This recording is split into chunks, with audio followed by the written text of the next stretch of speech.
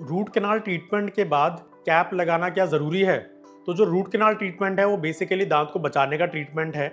जब दांतों में इन्फेक्शन हो जाता है तो जो नस है वो उसमें इन्फेक्शन हो जाता है, जो हमारे नसें हैं दांतों की उनमें इन्फेक्शन हो जाता है, तो वो हम इन्फेक्शन निकाल देते हैं।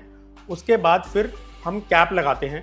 तो यूजुअली होता क्या है, जब हम नसें निकाल देते हैं, जो ब्लड वेसल्स निकाल देते हैं, रिमूव करने के बाद नकली नसें डाल देते हैं और फिर उस पर कैप लगाते हैं। तो कैप लगाना इसलिए ज़रूरी है, जो दांत है वो ब्रिटल हो जाता है, यानी अगर हार्ड फोर्सेस या अगर आप कोई हार्ड चीज़ खाएंगे तो उसके टूटने के चांसेस बहुत ज़्यादा बढ़ जाते हैं। तो इसलिए कैपिंग रिकमेंडेड होती है, क्योंकि कैप एक हेलमेट की तरह होती है जो कि हम जो दांत है, रूट कैनाल वाला दांत है, उसके ऊपर लगा देते हैं।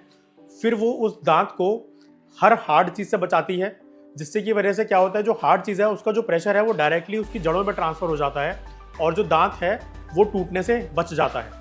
तो जो ये कैप हैं ये अलग अलग वैरायटीज़ की आती हैं। ये मेटल की कैप्स आती हैं, मेटल सिरेमिक की कैप आती हैं, ज़िरकोनिया यानी मेटल फ्री कैप्स भी आती हैं, इनलेज आते हैं, ऑनलेज आते हैं, इनमें भी कई वैरायटीज़ आती हैं।